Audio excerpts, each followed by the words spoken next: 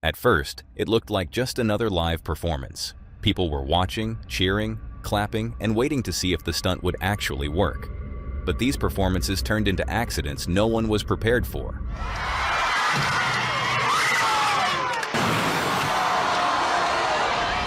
And somehow, what you're seeing right now is not even the most disturbing part of this video. Because the final accident is the one that makes this entire list so hard to forget. But before you're about to see that, let's start with the first terrifying stunt. In Germany, a stunt went horribly wrong in front of 10 million live TV viewers. A stunt that was supposed to entertain millions of people turned into one of the most shocking moments in the history of the show. It happened on Wetten das, one of Germany's biggest Saturday night programs. The idea of the show was simple. Contestants would attempt unusual or extreme challenges, while celebrity guests guessed whether they could actually pull them off.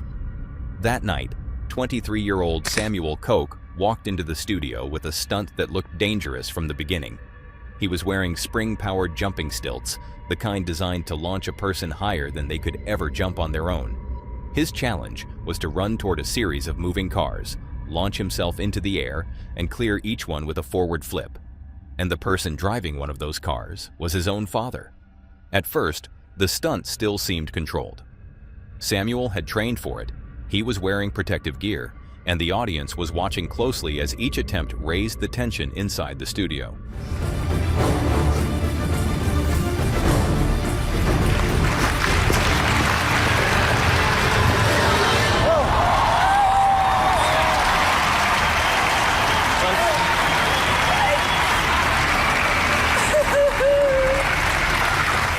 But with a stunt like this, everything depends on timing.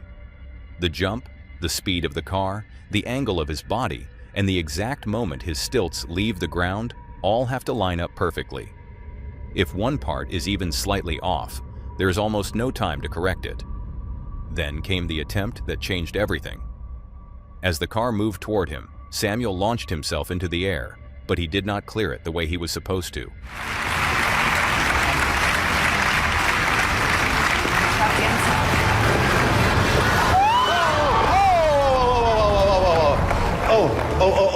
He struck the vehicle and was thrown forward, landing hard on the studio floor.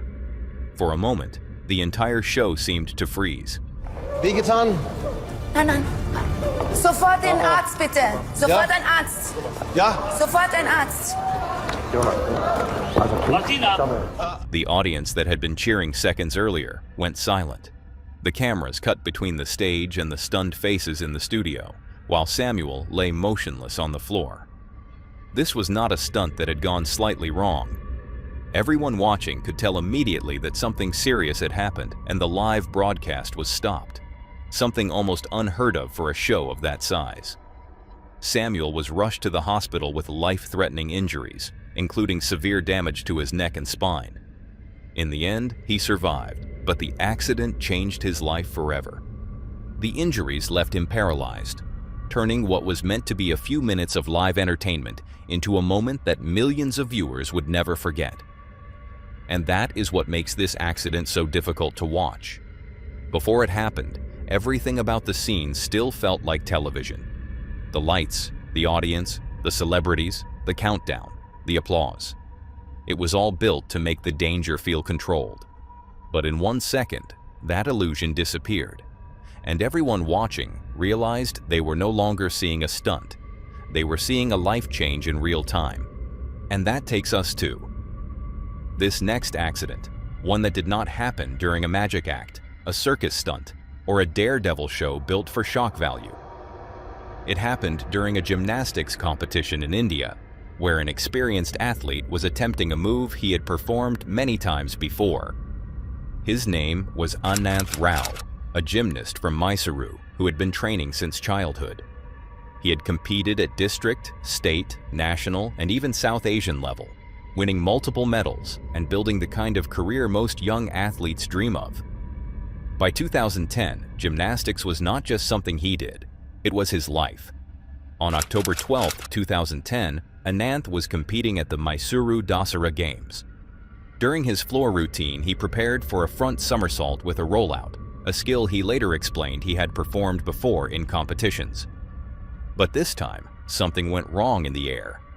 Anand later said that during the move, he was supposed to release his hands so he could complete the rotation and roll through the landing. But on that attempt, he could not release them in time. That tiny mistake changed everything.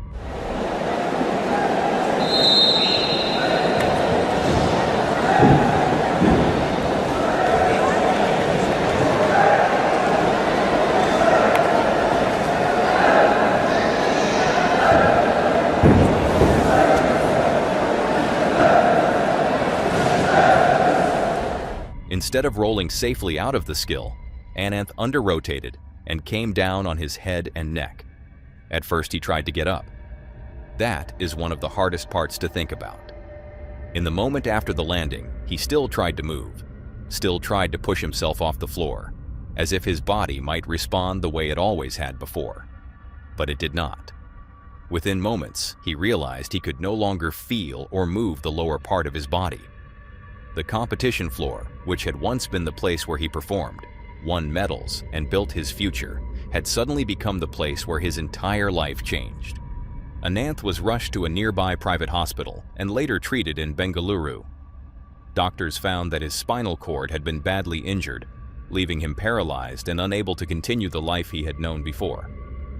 He was still young and already one of Karnataka's most accomplished gymnasts, having represented the state at national competitions and won multiple medals at South Asian level. Then, in a single moment, everything he had worked toward disappeared. Gymnastics is a sport where perfection is measured in fractions of a second.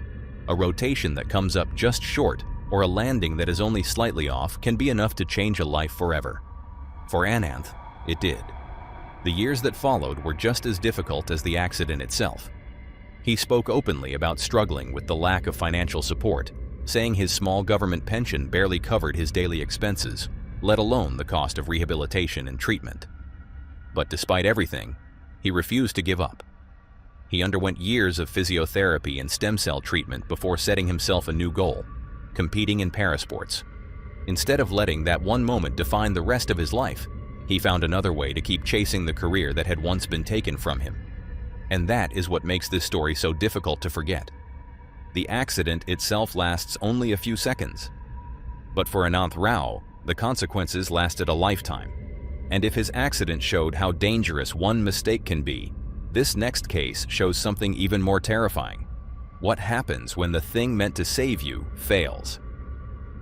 At the Great Moscow State Circus, Karo Christopher Kazungu climbed high above the arena floor for the final part of his routine. The stunt was known as the drop. From high above the crowd, he would leap into open air and land in a safety net below. To the audience, that net made the entire stunt feel controlled, because even if something went wrong, it was supposed to catch him. Everything had been tested. Everything was meant to work. As the music built and the crowd watched in suspense, Karo jumped. For a moment, the stunt looked perfect. He dropped straight toward the center of the net, exactly where he was supposed to land. But the second he hit it, something horrifying happened.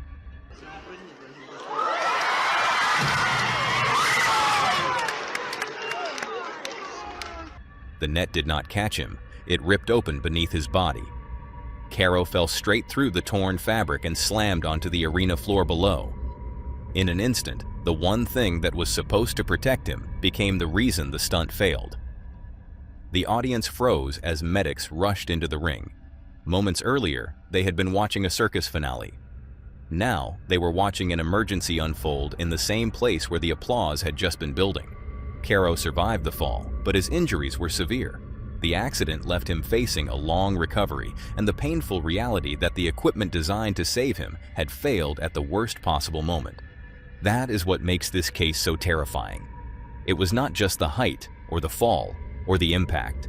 It was the fact that everyone believed the net made the stunt safe, until the moment it became the danger.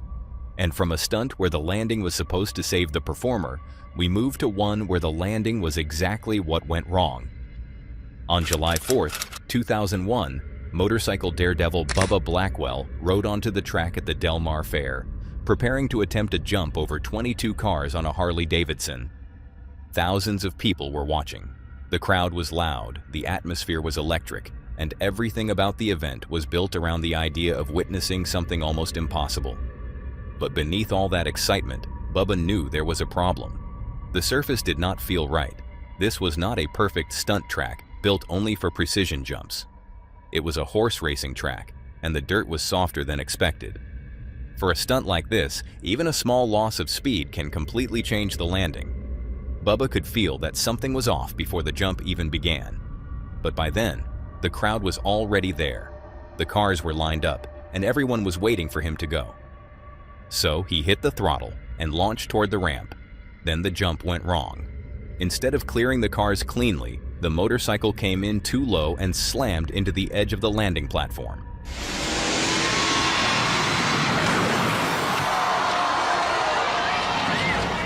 Bubba was thrown violently over the handlebars and hit the ground with terrifying force.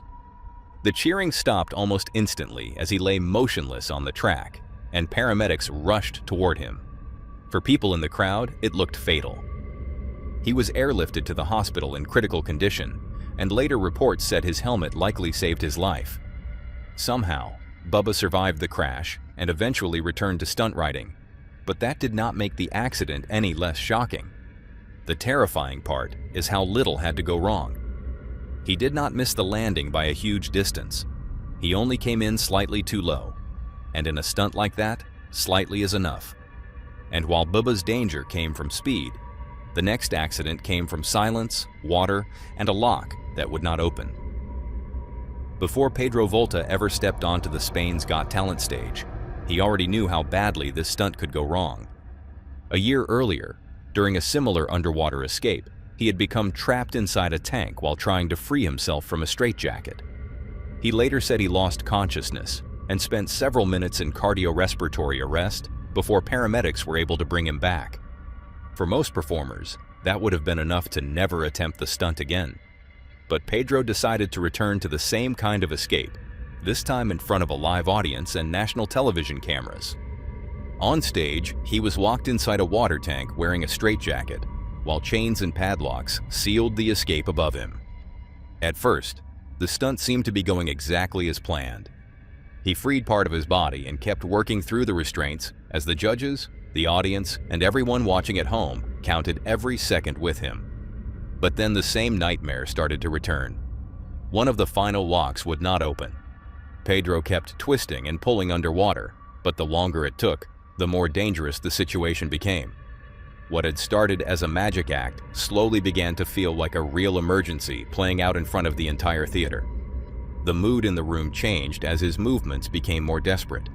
Even the host could see that something was wrong and told medical staff to move closer to the stage. With only seconds left, Pedro stopped fighting the lock and forced himself out before it was too late. He survived the performance, but the fear on his face told the real story. This was not just a magician trying to impress a crowd anymore.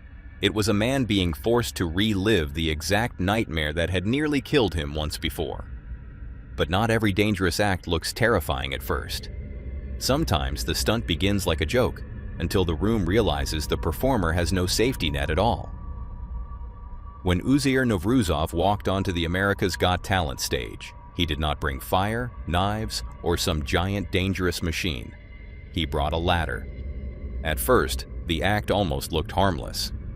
Dressed like an old silent film comedian, Uzziah made the performance feel playful and awkward, as if the danger was part of the joke.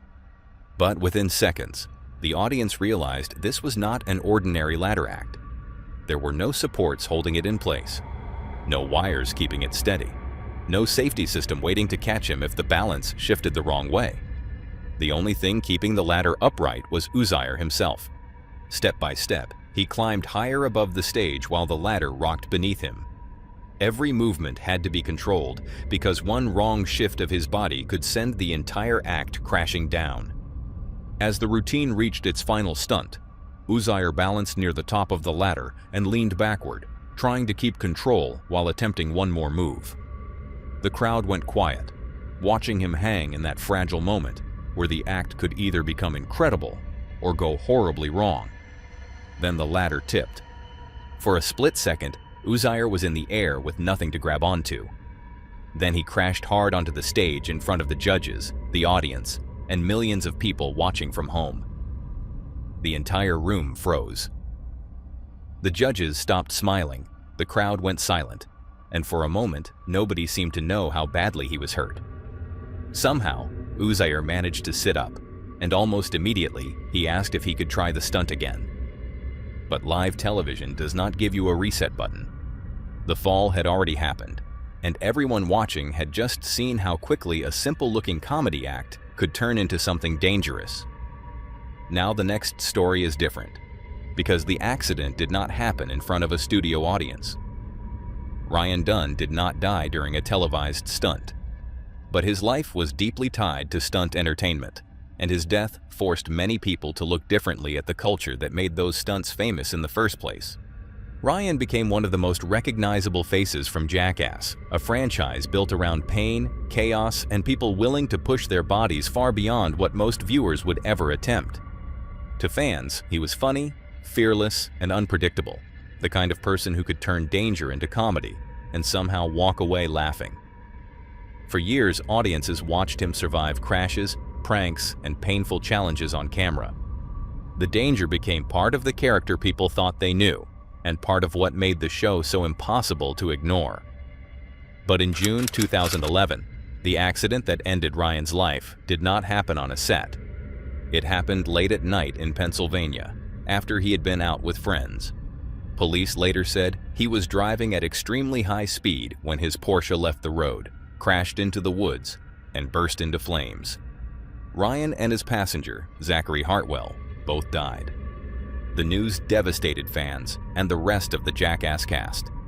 Many people struggled to process how someone who had survived so many dangerous moments on camera could lose his life away from the show, in a crash that was not meant to entertain anyone. The tragedy also sparked a much bigger conversation about risk, fame, and the kind of entertainment that turns recklessness into something people cheer for. For years, viewers had watched Ryan laugh in the face of danger, but this was not a stunt, and it was not a joke. It was a real crash, away from the cameras, that showed how different risk feels when there is no audience, no edit, and no way to cut away. That is why his story should not be framed as a live TV stunt accident. It belongs to a darker question behind this entire world of entertainment. What happens when the danger people perform for cameras starts to blur with the way they live when the cameras are gone? Either way, this final accident brings us back to the stage, where danger was not part of a reckless night away from the cameras. It was built directly into the performance itself. In February 2017, the legendary Flying Wendas were rehearsing one of the most dangerous high-wire acts in circus history.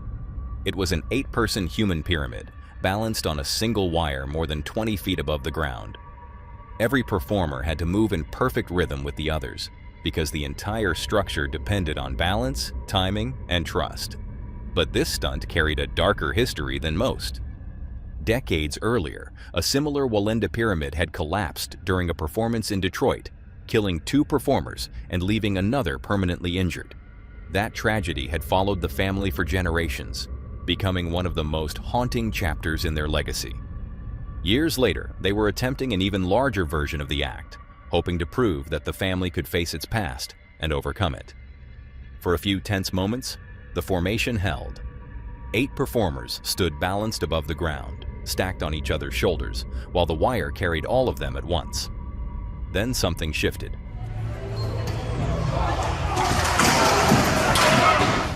The pyramid collapsed. Within seconds, multiple performers lost balance and fell from the wire, while others desperately managed to hang on above them. 5 people hit the ground as everyone nearby rushed to understand what had just happened. The injuries were devastating. Uzziah Novus suffered life-threatening injuries, including severe facial fractures, while others were badly hurt as well. What was meant to be a rehearsal for a historic comeback became another tragedy connected to the same act the family had once tried to survive. And that is what makes this accident so unsettling.